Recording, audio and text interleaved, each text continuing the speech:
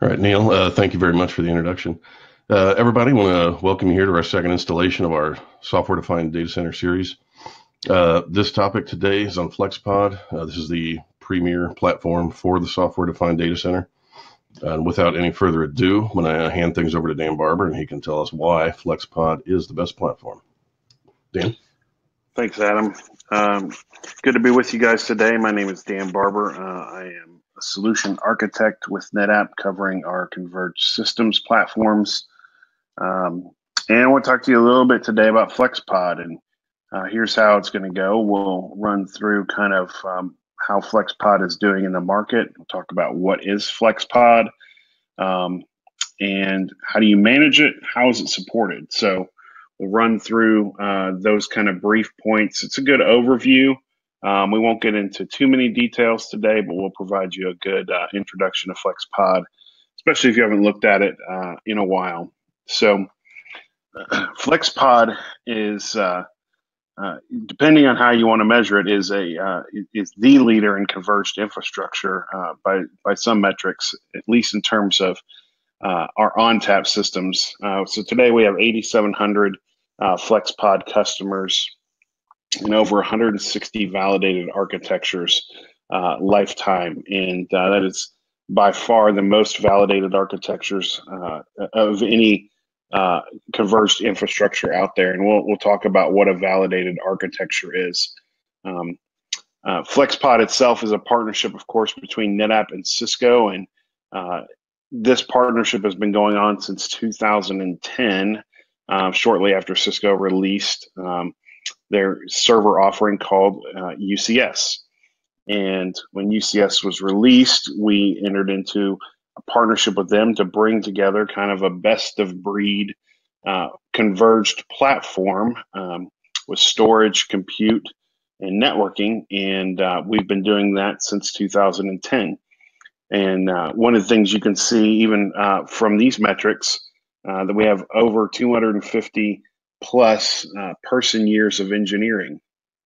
And if you just want to do the simple math on that, that's about an average of 35 full-time employees between our two companies that are just dedicated to quality assurance, design, development, regression testing, all of the things that go into putting together validated designs between our two companies. So quite an investment by both companies. And we think the strongest partnership out there that Cisco has today with any of their data center partners. And just the kind of the latest metrics of where we are in the market, 5 successive quarters of double-digit growth. And that is from IDC. So this IDC measures actual shipments, not just any kind of other intangibles that are out there, but actual shipments over the last 5 quarters. You can see that FlexPod has been fairly dominant in represents a particular uptick in a market that has been trending downward as things like hyperconverged have picked up speed, that we are continuing to grow even beyond those growth rates.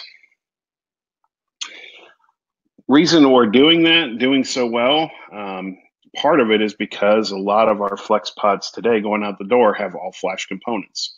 So if you are looking to build out or refresh a data center environment, you, of course, are probably looking at an all-flash array. And that's because that's just where the R&D is now, right? We know from most of our manufacturers, Samsung, Hitachi, Seagate, Western Digital, et cetera, that, the 10K spinning drive roadmaps are kind of at an end, and everything's going to either kind of be SATA, your 7,200 RPM disks, or it's going to be all flash. And the all flash components are a significant uptick, and the reason why FlexPod is doing so well.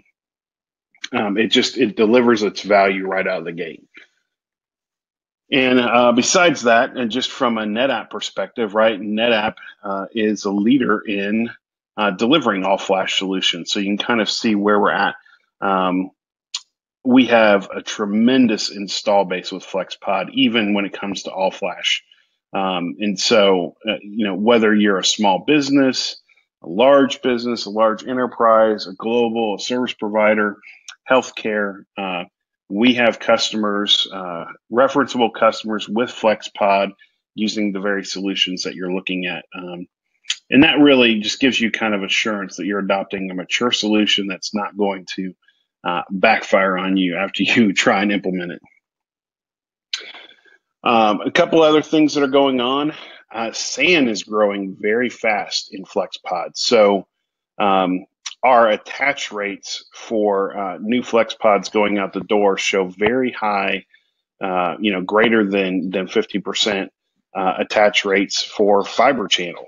And that's just something that's changed in the market over the last couple of years. And you can see just how fast we're growing there, and just how much everything is changing.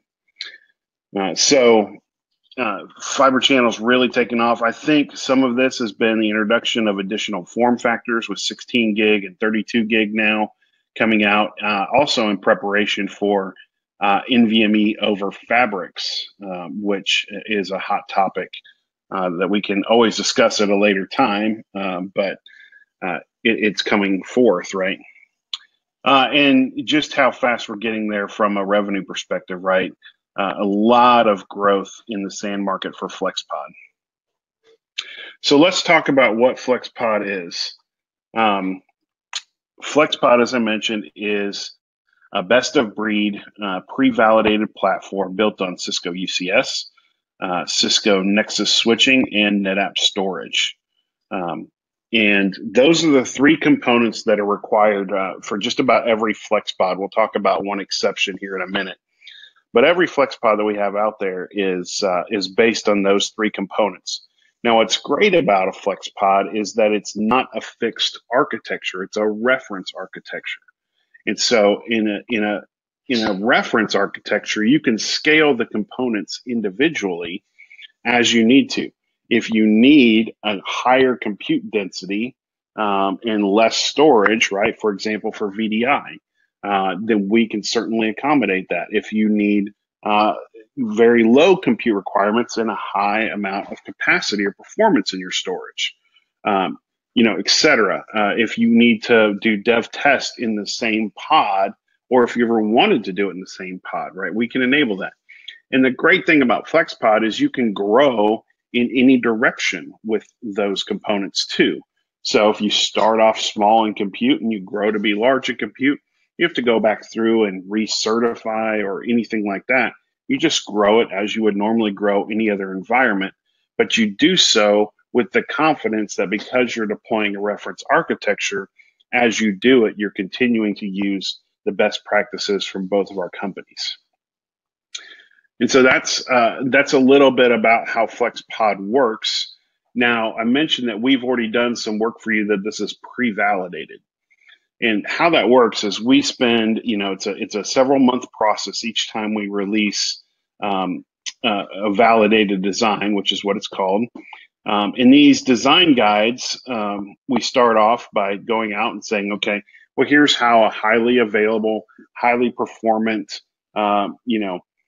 fully serviceable design would look in a data center today. And we take that design, we put it down to paper. So that you can replicate that design in your own data center, or partners like AGI can do it with you. And you take that design and you go through and you can see step by step all the way from how to configure a network port, right, with the appropriate spanning tree configuration. So we go all the way through from end to end so that you can see exactly how everything should be set up, and that gives you confidence, especially if there's an area where you're not particularly sure. And what that does ultimately is reduce the risk of adopting the solution. And this is one of the reasons we have had such a high rate of adoption among our customers, is because it is a pre-validated architecture, right? It takes all the risk out of it for you. Beyond that, we have sizing guidance and other things. So I'll give you an example. Here's a recent CVD, a Cisco validated design for VMware Horizon based on 5,000 desktops. Does that mean you have to deploy 5,000 desktops? Of course not. What it means is we show you how exactly we got to the 5,000 using a reference architecture, right? So in this case, we found that we got with the particular Windows 10 image that we were using and the optimizations that we applied to that Windows 10 image, we were able to get about 210 virtual desktops per Cisco blade with a certain configuration. And so you can use that as a baseline for your 500 desktop deployment, right? And so you can take the environment and use it and say, okay, well, I would expect that if I run a similar configuration at a smaller scale, I would get similar results, or at a larger scale. And that's the power of the validated design when it comes to performance and sizing. It gives you kind of an expectation. And I don't know if you've ever been in that situation where you had to deploy a new application, especially something like virtual desktops. I know I've done this myself where you weren't exactly sure what to expect, right? And you get out there and you're like, huh, I'm not getting as many users per server as I thought I was going to get, right? And this is exactly what the Cisco validated design process is designed to prevent, or at least to mitigate to some extent, so that you can have confidence in adopting the solution that it's been architected properly. So that's a little bit about validated designs and the FlexPod itself, the components behind that. As I mentioned, you can kind of mix and match different platforms within each of those product families, right? So you could have Nexus 5Ks or you could have Nexus 9Ks, for example. You could have an all-flash controller. You could have a hybrid controller.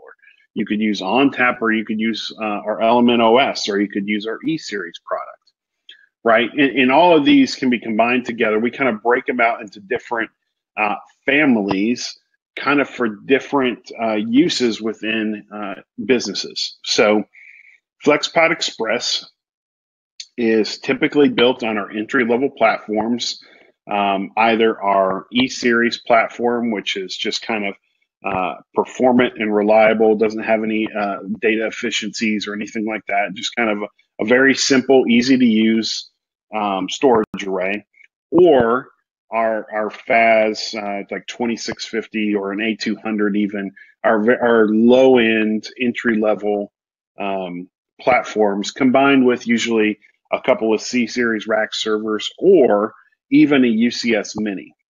And I mentioned there was one case where you didn't have to have Nexus switches necessarily, and that's with FlexPod Express.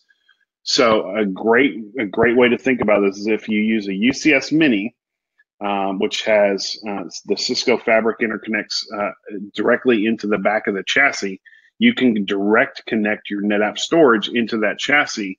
And the idea behind that is you might be at a small location that doesn't have 10 gig switching, right? But you want to connect the storage to the, typically a virtualization layer, and you want to do that very fast, usually over 10 gig, and that's why we allow the direct connection for that architecture.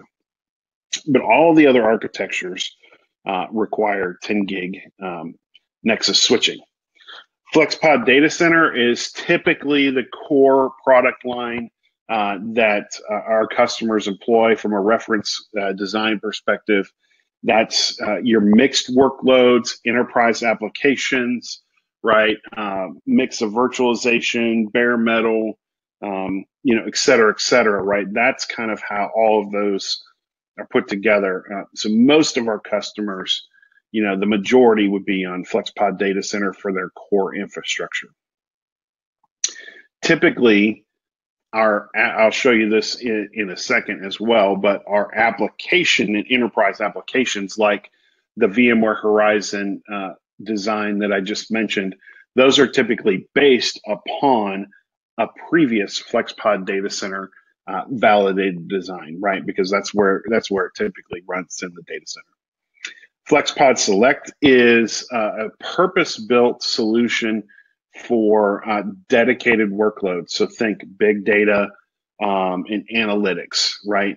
These are the typical targets for dedicated workloads. Usually you're running that on dedicated infrastructure anyway, right? They're not being shared out with other things, and that's why we call it FlexPod Select. And then lastly, in our newest member is FlexPod SF, which is based on our Element OS product. We bought a company a couple of years ago, and they have kind of a different approach to how to consume storage. And I'll talk just briefly about that here in just a second. But that's kind of our portfolio there. I'm going to dive into FlexPod SF just for a couple of slides, explain how it's a little bit different, and then we'll come back together. So FlexPod SF is a different storage concept, right? So instead of having a typical monolithic array, which is what we call it when you have a dual controller pair with a bunch of disks behind it, right? That's kind of your typical storage array. FlexPod SF is based on a completely shared nothing scale out architecture, right? So each individual storage node owns its own disks and doesn't share those with any other nodes in the cluster. And so you put together, say, a minimum of 4 nodes. These are built on Cisco's C220 M4s. And we put those together into a clustered system that has global deduplication, global compression, and it acts as a linear scaling device, right? So every time you add a node, you get the same amount of capacity, the same amount of performance, linearly scaled out within the cluster. Think about, I like to talk about FlexPod SF as using and consuming storage the way you consume your servers. If you think about it from that mindset, if you've always said, man, I really wish my storage acted a lot like my server infrastructure, right? If it was that kind of that easy to use, it operated in the same way, right? That's a good way for you to think about, hey, is this the right product for me? That's a good kind of diagnostic question for you to think about. The other thing that we do in FlexPod SF that is a little bit different is we have what we call a performance guarantee. That is that each node is rated for a certain amount of 4K IOPS. So in this case, 75,000 4K IOPS. So when you actually provision a volume, you're actually reserving performance capacity for that volume, so that even under failure, you're guaranteeing that the performance is available to each particular application that you require. So think about it as an SLA for your data, right? A way for you to guarantee that your workloads are never starved for the performance that they need. And so that's FlexPod SF. I mentioned it is a minimum 4-node cluster. So again, this is a little bit different than traditional ONTAP.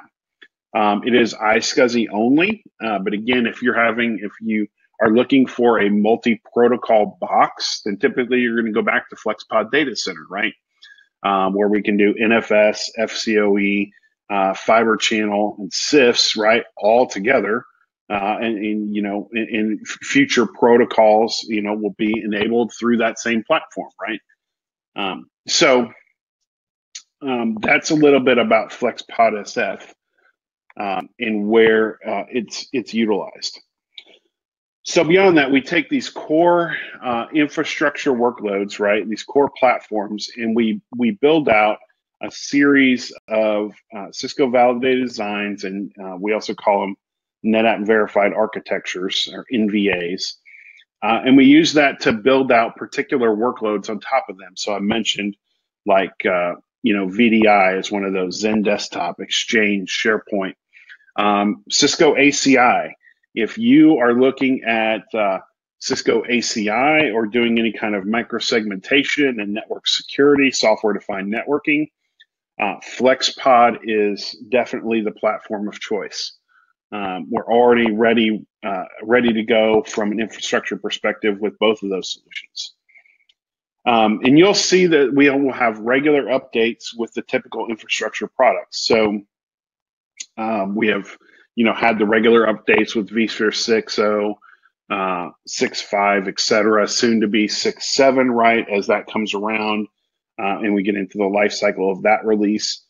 Same thing with Windows and Hyper-V, right? So we already have Hyper-V in Windows 2016. When the next release comes out, right, we'll have an iterative update for that. Beyond that, then we add in additional workloads, okay? So Oracle, SAP, Docker, et cetera, right? And we continue to add those and layer them on top. And that's how we're able to have so many different validated designs. It's a lot of work, don't get me wrong. It's a lot of work to put them all together. And we've spent a lot of time on this. And you saw at the beginning kind of our investment from a personnel perspective is pretty substantial, even in and of itself. So that's a little bit about FlexPod and those designs. I have a couple I'll share about just briefly, just kind of to highlight a few of these in a little bit of detail. And then we'll turn our attention to FlexPod management. So one of the ones we released last year was our full end-to-end 40 gigabit Ethernet CVD. Also happened to include 16 gig fiber channel, which this is a great example of how you can run both at the same time, right? Even if you wanted to run it from a storage perspective, right? You could put out NFS on 40 gig and do 16 gig fiber channel at the same time if you wanted to. So again, there's an option there to do that. We did include support for the MDS, 16 gig fiber channel MDS switch. We also have support now for 32 gig. So that's out there. I mentioned Docker Data Center, right? We have Docker Data Center support through our Trident plugin. If you have not looked at Trident and you're looking at any kind of a DevOps workload, whether it's with Docker or Kubernetes, give Trident a look. Trident can deploy and automate through our APIs, can deploy storage across multiple platforms. So even if you're deploying in the cloud, we have ONTAP products in the cloud. I'll talk about those in a second. You could deploy seamlessly in the cloud and on-prem through a single interface. Really, really cool, very efficient. Developers love it because they only have to go one place to deploy anywhere. From a security perspective, I already mentioned ACI. We also have what we call workflow automation.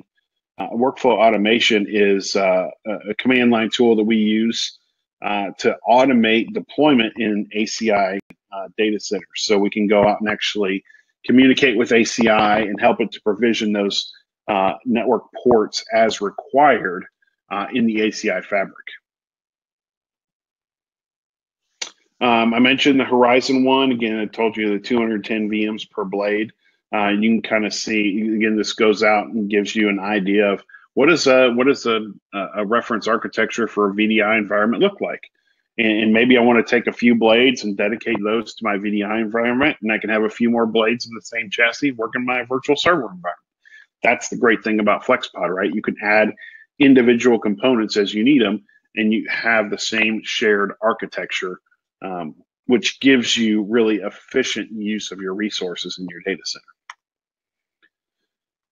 3D visualization. So this is really big in healthcare, engineering, oil and gas. We can actually do remote 4K streaming and do it very, very efficiently. We even have demos of this available for you guys if it comes, if you want to see what it looks like. But really, really hard, really proud of this in our partnership with NVIDIA to be able to present this in some of the most, frankly, demanding applications, but being able to visualize them right in remote locations is often very difficult. And we've worked really hard on the solution. So I think you'll like it. OpenStack and our partnership with Red Hat goes back many, many years, very, very many years.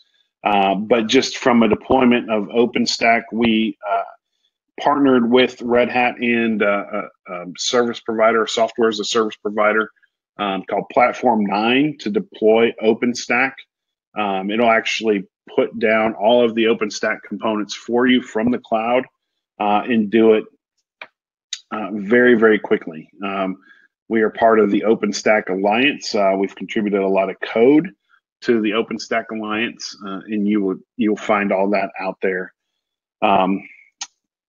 information out there on GitHub and places like that. If you're in the healthcare space, right, whether it's Epic or Cerner or Meditech or anyone else like that, right, FlexPod is a great solution for eliminating risk. Nobody wants to take risk when it comes to patient records, which is why we have a lot of FlexPods in healthcare environments. And the fact that they're easy to scale out, right, for different use cases, right, when you put all your images down, maybe you don't want all those on all flash, right, because they don't compress and they're oftentimes cold data. On the other hand, maybe you want to run some data analytics against it on a, some kind of an analytics cluster, and you want to start comparing, say patient MRIs, or patient records to find correlations that you never really looked at before, right? Well, that's a great case to take stuff like that and put it on your all flash array, right? So it gives you flexibility to change the environment and utilize it as the business requires it. So the last one I'll talk about is not specific to any one particular application or vertical, but the fact that what we've done at NetApp is try to enable us to be a hybrid cloud company, right? If you look at Gartner, IDC, Forrester, right, all of the industry analysts out there, and you don't even have to look that far. You can just look at AWS and their numbers, right? The fact of the matter is the future is hybrid cloud, right? And it's not just one cloud, it's a lot of clouds. Customers are looking to, how do I get into cloud first? And once I'm there, how do I keep it from not costing me a fortune, right? And how do I manage my data there in a way that I can, functionally equivalent to the way I manage it on-prem? And this is a question that NetApp has sought to answer for the last 6 years. We've kind of been on this cloud journey. And we've done that with what we call the data fabric. The data fabric is just our way of saying, put your data where you need it. If it's on premises, put it in a FlexPod. If it's in the cloud, put it on NetApp private storage, maybe co-located in the Equinix data center. Or maybe put it up in the cloud using ONTAP Cloud or something like Cloud Volumes, which is a native first-party service from Azure and AWS. And use your data where you need it to be, and then be able to move your data around as you need it, right? So if I need to do, development data in AWS, but then I want to run in production back in my own data centers or vice versa, I can do that without having to reinvent the wheel, right? I could just sync data between those two sites. That's the power of the data fabric. And FlexPod is a huge part of that, right? It's our platform of choice inside when you're on premises in your data center. We do have integration with Cisco Cloud Center, right? Cisco Cloud Center itself is designed for the hybrid cloud storage model, where you develop an application blueprint, and that blueprint can deploy to multiple sites. One of those sites typically being on-prem, another one being any number of cloud providers. So kind of a write once, deploy many scenario. That's what Cloud Center provides, and Cloud Center can orchestrate that data movement, right, between on-prem or in the cloud or between multiple clouds. Right. Again, that's part of the value that NetApp brings to the data management story. So that's a little bit about FlexPod and our designs, our functionality. Let's talk about management. So FlexPod management is done a couple of ways. One is using the native tools, right, from Cisco and NetApp. Those can be UCS Manager, UCS Director, DCNM for SAN, ONTAP System Manager, Command Unified Manager, right? All of these different ways that you can use your different individual tools to manage each component. If, however, you would like to have kind of a central location to manage all of that stuff, you can use Converged Systems Advisor. Converged Systems Advisor is a product that's been around for a couple of years. It was a company that we, again, acquired last year and have kind of rebranded it as Converged Systems Advisor. And the way it works is we install a small OVA right into your data center that goes out and pulls information via API from each of the three components, Nexus, UCS, and NetApp, and then aggregates that data, sends it up via HTTPS to the same place where your NetApp auto supports go, now called ActiveIQ, and sends it to that same secure location. And then we use that to provide a cloud-based portal for you as the customer to log into, and you can see all of your particular components. And it gives you a list, and you'll notice this looks a lot like the same layout diagram as you saw in your Cisco validated design. And of course, that's not a coincidence, right? But you can see how your system is cabled up and configured, right? Do I have any errors in the system? Are there anything that I need to be alerted to? Am I following all of my best practices? So you can think about Converged Systems Advisor as providing continuous validation that your FlexPod is in optimal health, in that it's not experiencing any problems or anything like that. Now, it doesn't go as far, like it's not a full performance monitoring solution. This is configuration monitoring and management at this point. So again, get a graphical view. I can drill down from this page into any of those devices. I can go through and see which rules itself are being are not in compliance with best practices based on what rule it's looking at. So, for example, if I don't have redundant links from one component to another, or if those are configured properly in a virtual port channel, et cetera, et cetera. And I can go through and see those validations. We have over 300 individual checkpoints for our best practices in a typical FlexPod. And so this automates the discovery of those in mapping whether or not they're doing. It'll even check for things like if you cabled controller A to switch A and you meant to cable a controller A to switch B, for example. It'll even check for things like that to make sure that your connections are redundant in the case of a failure. So again, continuous validation. We'll send all that information out to you via automated reports, or you can go in and run the report on demand anytime as necessary, right? These reports are great to send up to management to say, hey, I'm running on the latest firmware. All that firmware checks out is validated. And it's all on the qualified list, or if you need to go in and do an asset management report, right? And you just print off a report that says, here's all my assets, here's all my serial numbers, hand it over to your asset guys or gals, as the case may be, and away you go, right?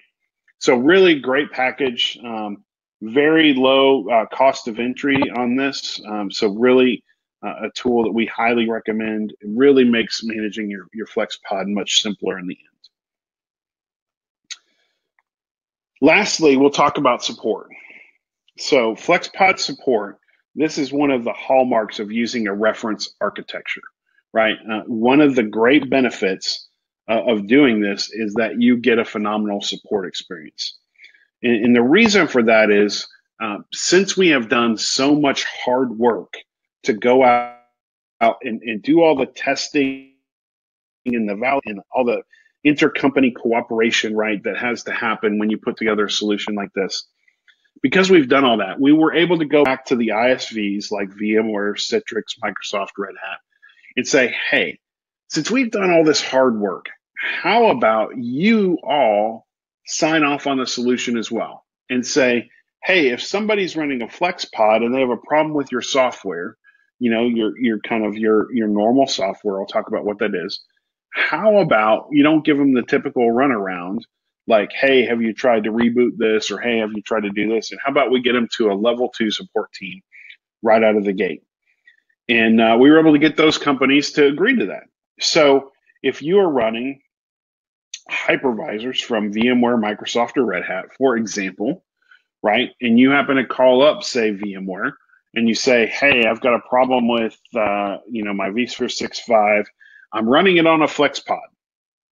VMware then at that point will go through and will say, okay, you're running on a FlexPod. I know it's probably not going to be a problem with a particular driver unless it's a bug that nobody else has found before, right, or something like that. But typically that doesn't happen because we've already gone out and done all the testing for you. And so they say, so you get you out of kind of the rigmarole of the entry-level troubleshooting, right? All the experiences that we've all had, and get you to a team that understands, hey, these guys are running on a validated architecture. Let's really try and solve the problem. Now, beyond that, we also have a cooperative agreement, as we call it, why we call it cooperative support. We have a cooperative agreement with each of these vendors where we can initiate warm handoffs of support cases to each of them if we determine that the problem isn't where we originally thought it was. So if you happen to call VMware and VMware says, hey, we really need to get NetApp involved in this, right? Then they can initiate a process to us on the back end and say, hey, let's get you guys involved on this. Here's how we've worked it so far. Here's how you guys can work it so far, and let's figure out how to solve this together. That's the power of using a reference architecture, right? You don't get any of the finger pointing between the companies that say, no, it's your problem, no, it's your problem. And in the end, you end up just waiting 2 months and nobody ends up solving the problem, right? That doesn't happen in a FlexPod environment. And again, that's where the power of the system has come for a lot of our customers. So we support, as I mentioned, all of the hypervisors. So the light blue that you see there are available as a part of our standard support. In addition to that, VDI from Citrix and VMware is also covered. Now, beyond that, if you want to go into specialized products, so if you want to get support for, say, other Citrix products or other VMware products or SAP or Oracle, we can provide those also through an additional support uplift called Cisco Solution Support. And that solution support is an additional above and beyond regular support, but gives you kind of a one-stop access for all of your applications. It could just be for FlexPod if you want Cisco to manage your case from creation to close, then you can use just FlexPod solution support without any other applications added on. Or you can add Cisco solution support for those additional applications as well and just call Cisco for everything. If you choose to get solution support, you don't have to call Cisco all the time if you don't want to. You could still call NetApp or you could still call VMware if you wanted to. So again, flexibility of how you want to choose your support experience. Again, that's part of FlexPod. We're not going to lock you into doing any particular solution. Do what's best for your business as you see fit. So that's a little bit about FlexPod and FlexPod support. We have a number of customer references that we can provide. Again, there'll be a couple listed in this support deck. I won't go through them all now, but that's all I had today for you guys. I'll turn it back over to Adam and Neil. All right, Dan, thank you very, very much. That was an excellent presentation. You're welcome. I did see a couple of questions come in, though. If you've got maybe another 2 or 3 minutes to answer 1 or 2 of these. Yeah. Okay, excellent. Yeah, the first one we got here was asking if we could explain the difference between converged and hyper-converged infrastructure. Sure.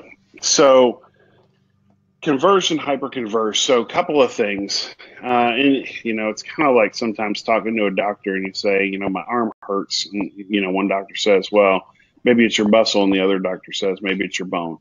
And so to clarify a couple of terms first, converged can mean talking about the particular hardware. So for example, converged sometimes means I'm running multiple protocols along the same physical cable. So you can think about it like converged networking, right? And this is something that, say, Cisco UCS does across between the UCS chassis and the fabric interconnects, or NetApp does when it runs, FCOE on top of NFS, on top of iSCSI, et cetera, all on the same physical cable. That's converged networking. But converged infrastructure itself really speaks more to the reference architecture of the environment. Converged infrastructure then is a place where infrastructure solutions come together in terms of a reference architecture, right? So, and you're able to run multiple, say, workloads on that particular reference architecture. So when we say converged infrastructure, that's typically what we mean, is that consolidated, combined, mixed workload infrastructure that's put together in a reference architecture. Beyond that, hyperconverged then itself is typically taking a step and bringing all of those independent functions, so storage and compute, most typically, sometimes networking, depending on the solution, and bringing all of those and converging them into a single physical form factor. Typically what you see, right, is the typical 2U 4-node chassis, where each individual node is running a multitude of those functions, right? That's typically what people mean by hyperconverged infrastructure. So I hope that explains the differences of the two. There's certainly a lot of challenges between both of them, right? Every design choice is a trade-off. So if you choose to have a design that's more flexible, then you add some complexity into the environment. If you choose a design that's more simple, then you add rigidity into the environment, right? It's always the design choice. And that's why you have to figure out what things are most important to you as a customer. Cool. All right. Thanks, Dan. Let me let me pull one more out here, and then we'll let everybody go today.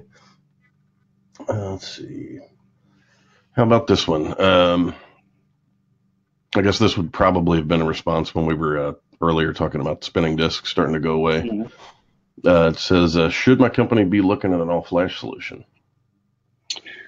Yeah, it's a great question. All-flash solutions, right? So I mentioned a little bit about kind of the hardware roadmap, right? So today NetApp has 16 terabyte SSDs in the market.